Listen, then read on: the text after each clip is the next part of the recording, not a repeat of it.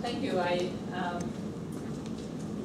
had some trepidation going after Marvin because to call Marvin an expert on Afghanistan and Pakistan is probably the understatement of the year, where Marvin really is the father and godfather of Afghanistan and South Asia studies in the US, and certainly very mentor.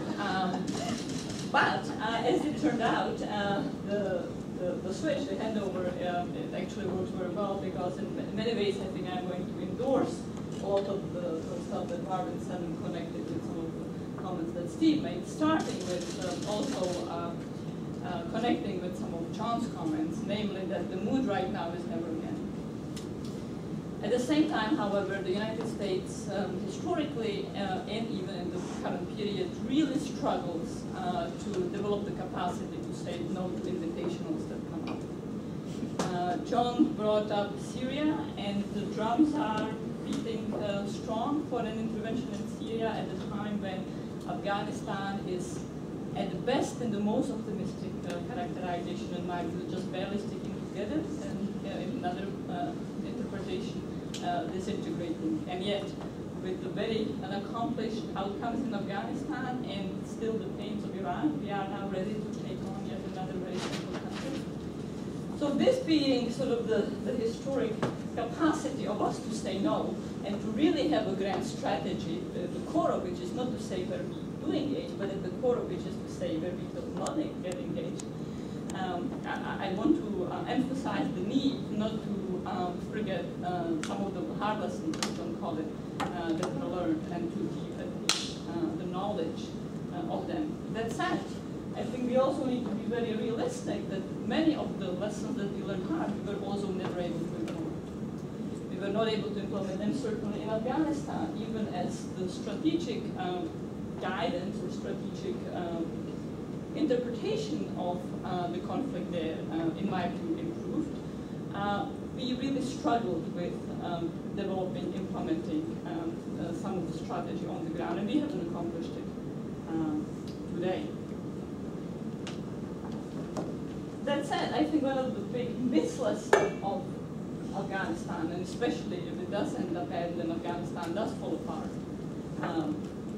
some months, years after 2014, would be to say that it was because we were too ambitious and because we tried to go into what was, once again, very much mislabeled nation building, as opposed to really understanding that where we really failed most fundamentally is governance.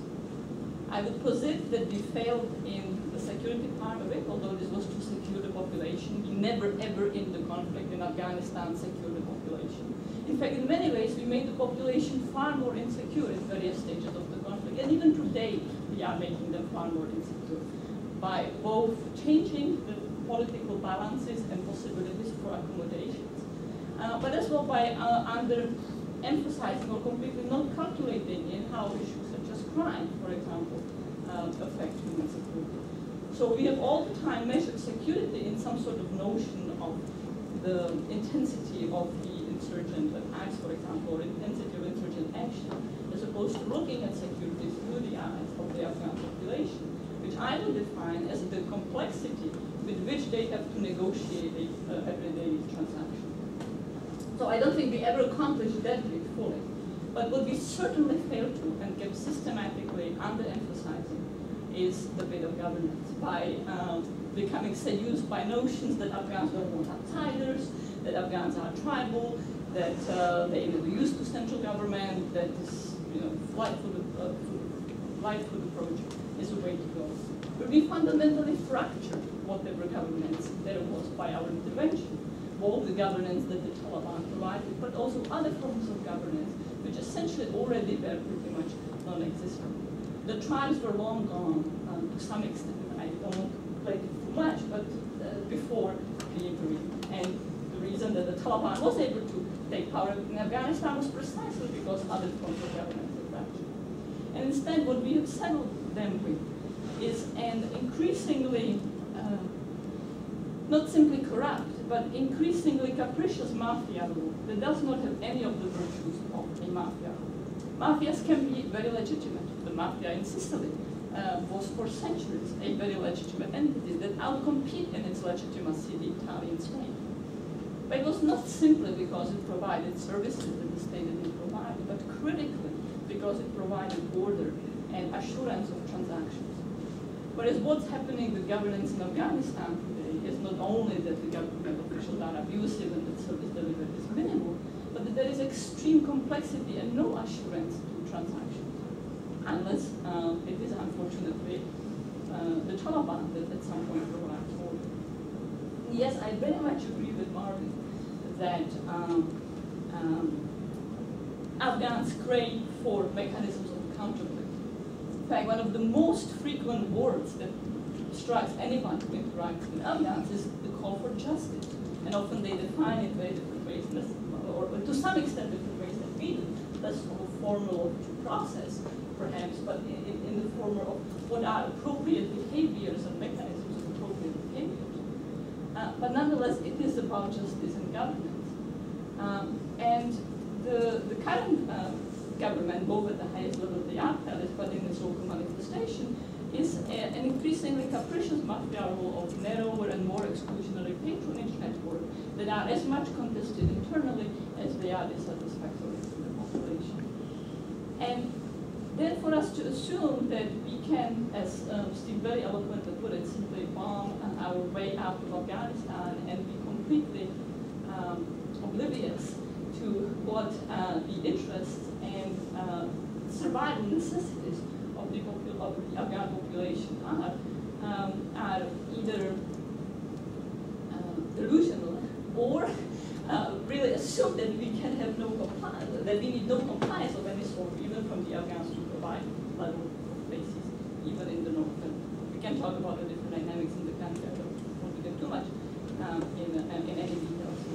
And so the one thing that I would urge is that if you do ever get involved, whether by design or simply because we cannot resist or because someone else pulls us in, that we cannot delude ourselves that we can wash ourselves off hands of government. That we can do some drive-through, drive-by intervention by some military, however well-calibrated means, and ignore the political side.